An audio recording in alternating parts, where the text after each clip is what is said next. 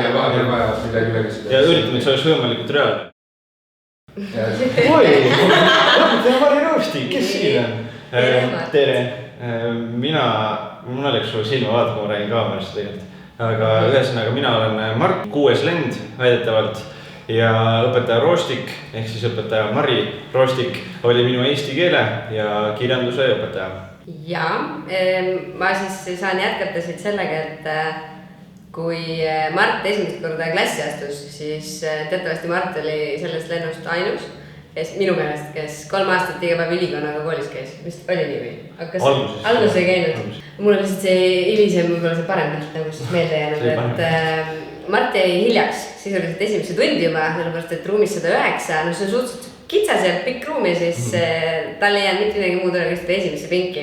Ja siis meie kooli selle sama lennu teine kuulsus Henri Karpov istus seal vaikselt malbelt ja siis sinna potsatas Mart, kellel ei olnud mitte midagi. Ei pastakat ega paberit ja oli lihtsalt hästi suur suu ja hästi palju küsimusi. Et sel hetkel mäletan, millega me alustasime, aga kui oli võimalik juuksekõrva lõhki ajada, siis sa tegid seda. Aga see eesmärk, ma arvan, ei olnud pahatahtlik, sest üldse ei viitsin grammatikat õppida. Siis tundus nagu, et aga saab nagu millestki põnevamast rääkida, sest mind on nagu üsna lihtne erinevate küsimustega, mis te sellest arvate? Siis ma muudkui hakkan aga rääkima ja siis Mart lihtsalt täiega kasutas seda ära ja ta õpetas mulle tohutult kannatlikkust ja sest küsis nii palju, ma pidin nagu kõik ülesanded koos läbi mõtlema, Vainu raudselt küsib seda. Aga selles mõttes, et tol hetkel ikkagi see hilinemise teema, et see oli nagu kasvatuslik aspekt ja sa jäid kogu aeg hiljaks, non-stop kogu aeg.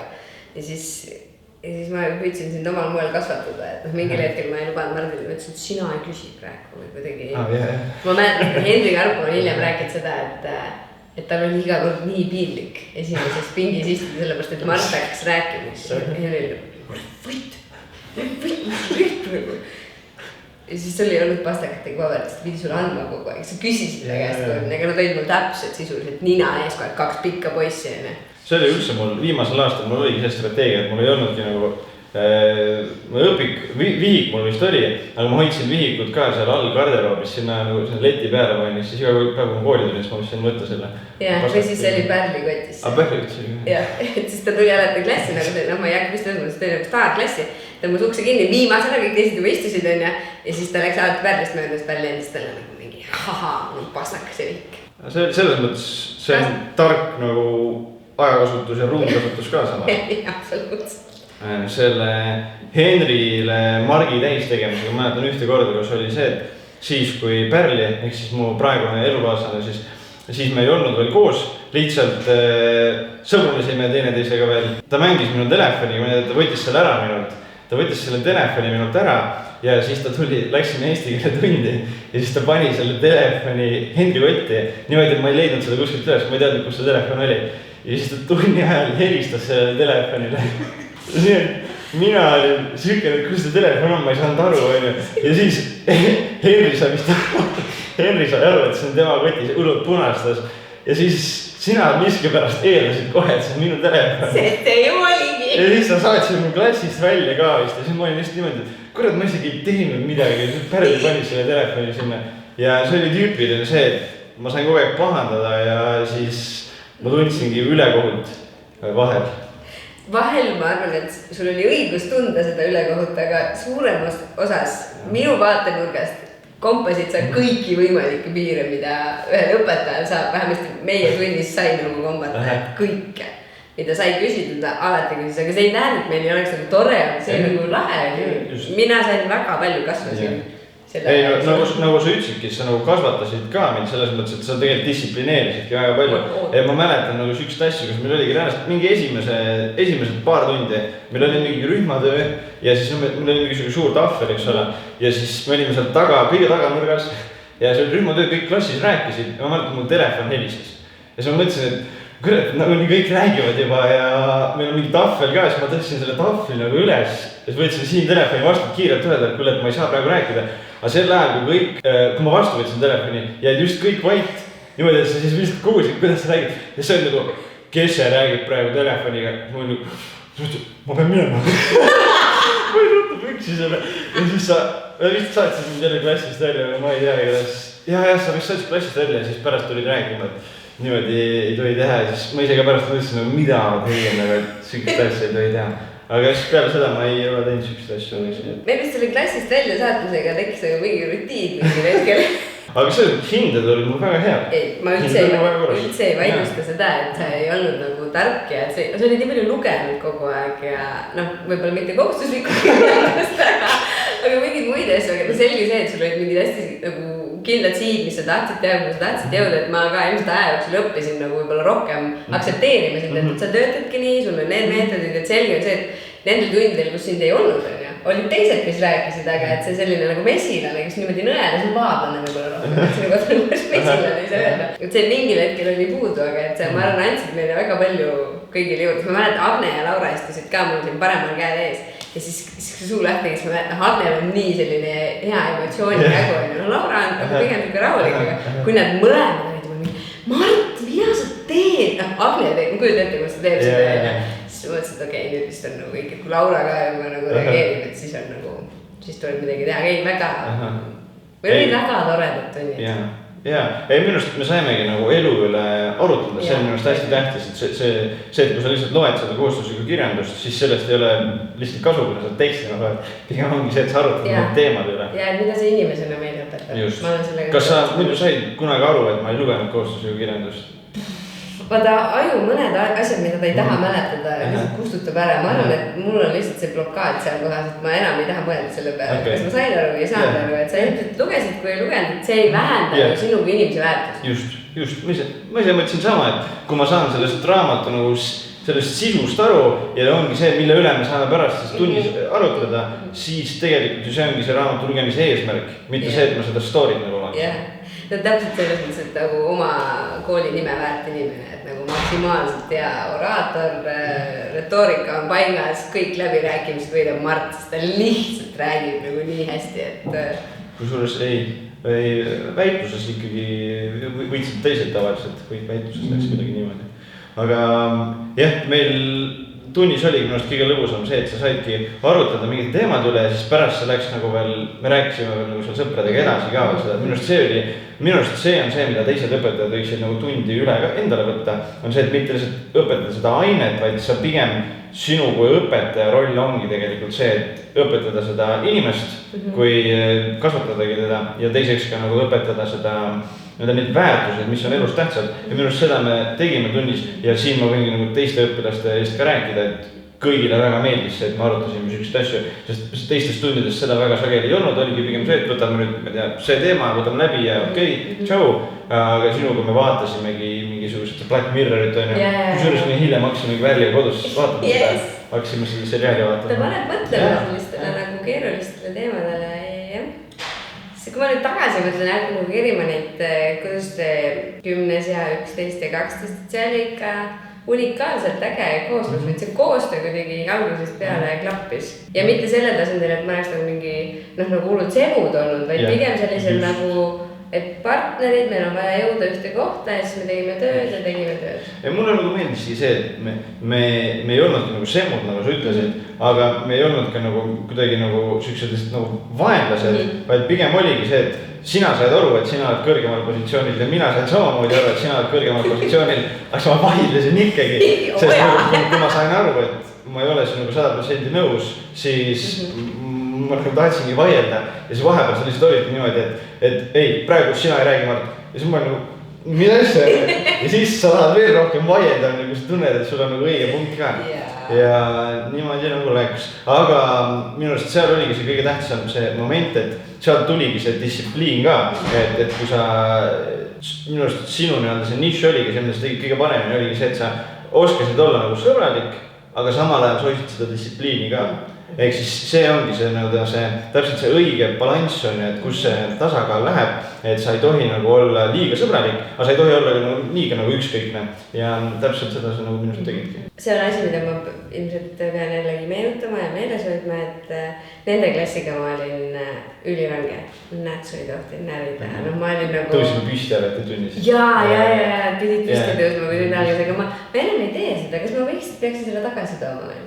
ja vaata, tegelikult need on vist ükskord väiksed asjad, et see näts ja see püsti tõusmine, need sisestavad sind sellesse mindset, et nüüd ma olen tunnis ja nüüd ma olengi siin lihtsalt õppima, et see paneb sul siukse nagu korra äratab üles, et ma olen siin, et tegelikult on see nagu huvitav ja see samas, see on siuke nagu huvitav see distsipliini harjutus ka tegelikult, et see panebki selle distsipliini nagu nüüdsest käima, aga see ei ole nagu midagi nii hullu, et sa nüüd, ma ei tea, pidid kätekoordiselt tunnis tegema. Eks selles mõttes on see päris nagu huvitav ja see mõjus küll, ma ütleks.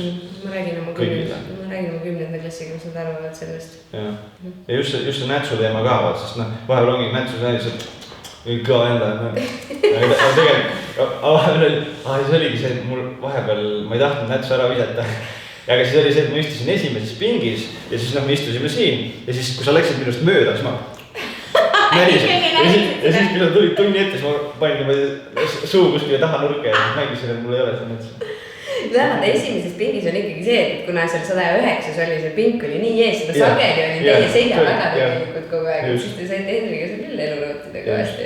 Just. No kui ma mõtlen seda story't, kui ma räägin see, mida Gabriel siis küsis. Ühesõnaga story läks siis niimoodi, et ma hakkasin klassi minema, teen klassi ukse lahti ja uks on kinni. Uks on lukus lihtsalt ja siis esiteks kõik vaatavad mind tunnis klassis niimoodi, kõik vaatavad ja siis õpetaja vist vaatas ka mind ja sa vist ei tulnud isegi välja. Ma lihtsalt olin, mis ma siis teen nüüd vaata, kõik olid siukse näoga vaatasid.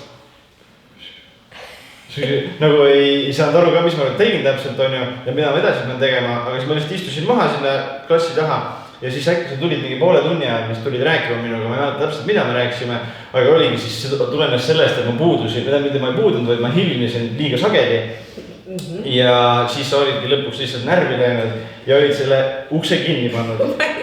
Aga siin ongi see, et tuleb alati teise inimese seisukohta ka vaadata, sellepärast, et sellel konkreetsel tunnil oli niimoodi olnud, et Allar, mu klassivend siis, oli niimoodi, et me läksime eesti keele tundi läinud, ma olin just auto saanud mingi 1 või 2 tagasi. Ja siis Allar ütles, et näed, kuule, sa ütlesid, et sul ei ole siiamaani seda parkimiskella, et näed, ma ostsin sellest Statoilist, siis ma võtan parkimiskella, oi, aitäh sulle, siis mõtlen parkimiskell, ma siis polnud 3 tundi parkimiskella keeranud, kuigi seal oli see piir 90 minutit. Siis ma jooksin ruttu välja ja samal ajal, kui ma välja läksin, need kontrollid olidki seal, nad tegid pilti sellest autost. Ja siis ma ütlesin, et oi, vabandust, et ma andsin just õpilastele tundi, et ma läks natukene pikemaks sellega.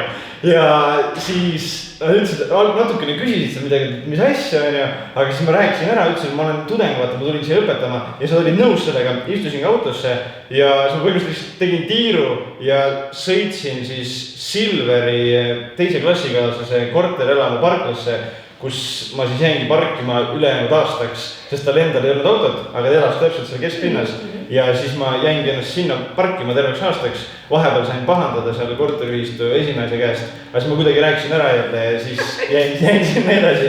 Ja siis ühesõnaga ma tulingi tundi ja pärast ma olingi niimoodi, ma sain aru, et miks sa niimoodi tegid, sest ma olingi eelnevalt käitunud valesti, aga minu arvates see oli ebaaus sel hetkel, sest sa ei arvestanud minu seisukohta. Jah, ma ei küsinud, et mis jälle juhtus või et miks sa hiljaks jäid, vaid ma lihtsalt otsustasin. Nende klassiga oli niimoodi, et kui tund hakkas, siis tund algas ja me hakkasime tööle või me rääkisime, et meil oli mingi vestlus ja ühesõnaga töö hakkas pihta.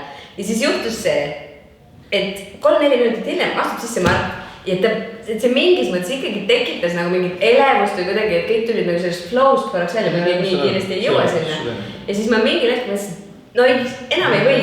Ja siis keegi ütles ka, et Mart vist tuleb veel, siis ma olin nagu mingi ja siis ta vaatame, kuhu ta siin tuleb ja siis on ukse lukk, aga 109 on ju klaasist uksel. Ja siis ma nägin, et terve klass oli niimoodi, et no ilmselt sa teised teadsid vaata, et kus sa oled ja miks sa ära läksid võib-olla ja kõik olid nagu, mis nüüd saab ja keegi ei julgenud nagu otseselt vaadata ka seda klaasist, kui mitte keegi ei julgenud minna seda ust lahti tegema, kõik vaatasid, ilmselt keegi ei kuulanud, mida ma rääkisin ja siis läks edasi, ma ei mäleta millest, eks ole.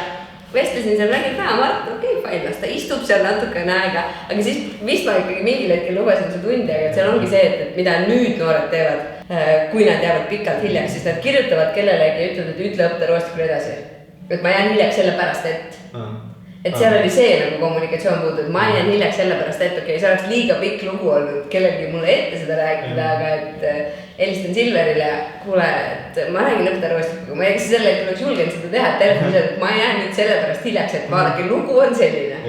Aga et see kommunikatsioon sinna ette, sest sel korral ilmselt see oligi võib-olla alusetu sinu karistamine, istusid seal klaasist ukse taga ja... See oli aru saada. Aga ma hüllisin tõesti nii sageli. Ma tean, et seda tuli ette, aga... Seda tuli ette, no ma pakun, et 3 tunnist ühte sa ikka nädala jooksul hilinesid. Aga see hilinemine võis ka olla... See võis olla, ei vaata, see on tavaliselt see, et ma võisin tulla kõige viimasel millitel. Täpselt õigel ajal. Ja siis sulle tekib see kurt jälle tuleb. Ja siis, kui ma vahepeal hilinen, siis see nagu... Ahah, et ma nagu, jah, selles mõttes, et sa tulid alati kindlasti viimasena ruumi ja sel hetkel või sageli ma olin nagu ukse kinni pannud. Aga noh... Sa võis nii vara ukse kinni vist. Ahah, näete. Aga ei, selles mõttes see oligi, tegelikult ma ütlengi, see on see, mis andsid minu ellu kõige rohkem edasi. Oligi see distsipliini faktor, et ei tohi hilineda ja tegelikult peale seda praegu ma hilinen väga-väga vähe. Et no vahel arvad oli ikka ette, kui sul midagi nagu juhtubki, aga pigem väga vähe. Et siia ma tulin ka 10-15 minutit varem. Mina jäin 2 minutit hiljaks, et ma arvasin, et ma pean minema ära tuppa, ma ei tea. Peab siin ka ukse taha. Oleks peab ka mind siia klaar ukse taha jätma ja selleks nad taas lavastada seda situatsiooni. Kes nüüd boss on? Lehmitab nüüd. Kes nüüd hiljaks oli, kes keda kasvatab, jah.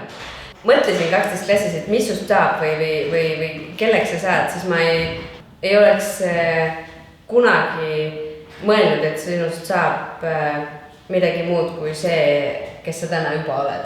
Ehk et selles mõttes see, mida sa 12. klassis suutsid teha, et paralleelselt teha oma ettevõtted, paralleelselt ikkagi kooliga asju ütleme hästi siis korras hoida, see, et sa suutsid arutleda, et sõltumata sellest, et kas sa tulid kuskilt mingisuguselt koosolekult, sa tulid tundi, võib-olla minut läks aeg, me räägime sellest, ma ei ole lugenud suva, aga ikkagi, et siin on nagu inimeseks olemine või kuidagi selline nagu mingi tohutu kohanemisvõime ja see, et sa oled nagu heas mõttes kooliga kogu aeg lähedaseks jäänud ja et magusad küsimused jõudsid nii kaugele, nagu nad jõudsid.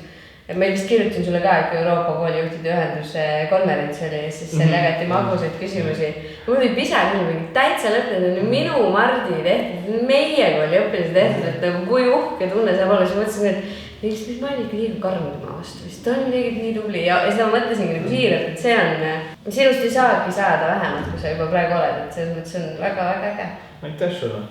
Kas teeme kalliga selle peale? Jaa, me võime kallistada siin. Aitäh sulle.